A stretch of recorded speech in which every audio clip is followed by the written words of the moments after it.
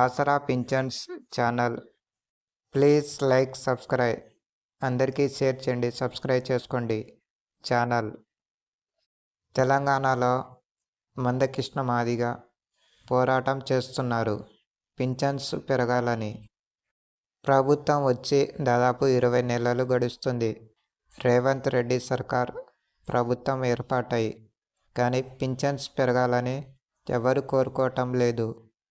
కానీ మందకృష్ణ మాదిగ మాత్రం పింఛన్స్ పెరిగేదాకా పోరాటాన్ని మాత్రం వదిలిపెట్టనని ఒక సంకల్ప దీక్షతో పోరాటం చేస్తున్నారు. దానికి అందరూ సహకరించి ఈ నెల 9వ తారీఖు భారీ సభ ఉంది. అక్కడ అందరూ దివ్యాంగులు అందరూ కలిసి రాగలరు అని కోరుకుంటున్నాను.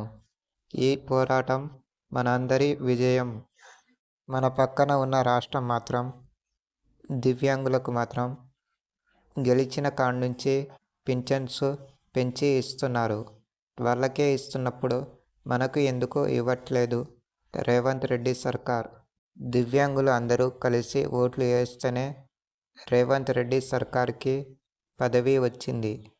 ఆ పదవి చూసి ఇప్పుడు మాత్రం వికలాంగుల వాళ్ళకి లెక్క చేయట్లేదు ప్రభుత్వం. ఈ నెల 9వ తారీఖు లోపలనే పెంచితే పర్వాలేదు. లేకపోతే ఈ నెల ఎలక్షన్లు ఉన్నాయి కాబట్టి దాంట్లో చూపించాలి మన సత్తా ఏంటో. రేవంత్ రెడ్డికి ఎందుకు పెంచట్లేదో పింఛన్స్ మరి. మందకృష్ణ మాదిగ మాత్రం గట్టిగానే అడుగుతున్నారు ప్రభుత్వాన్ని, ప్రశ్నిస్తున్నా కానీ ఎవరు రిప్లై ప్రభుత్వం పైన ఏ పార్టీ అయినా ఒత్తిడి తెచ్చి ఎవరు గట్టిగా అడగట్లేదు. ఇతర పార్టీలు చాలా పార్టీలు ఉన్న ప్రభుత్వాన్ని. వికలాంగుల సమస్యలు చాలా ఉన్నవి. చాలా వికలాంగులు పింఛన్స్ పైన ఆధారపడి బతికే వాళ్ళు చాలామంది ఉన్నారు. కొంతమంది అయితే పింఛన్స్ పైనే మెడిసిన్స్ తీసుకొని జీవించే వాళ్ళు కూడా చాలామంది ఉన్నారు. వాళ్ళ కోసం కూడా ఆలోచించట్లేదు ప్రభుత్వం.